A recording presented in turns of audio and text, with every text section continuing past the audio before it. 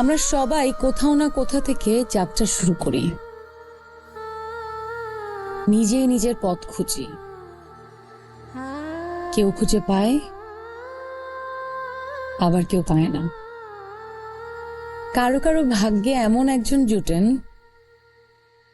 যিনি তার হাত ধরে মোকাম চিনিয়ে দেন, এবং তিনি গুরু।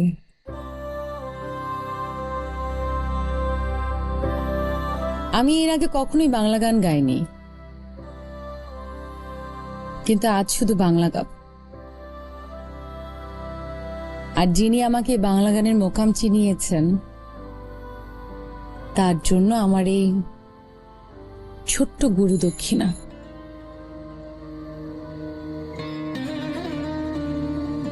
আমার লেখা ছোট্ট একটি গান।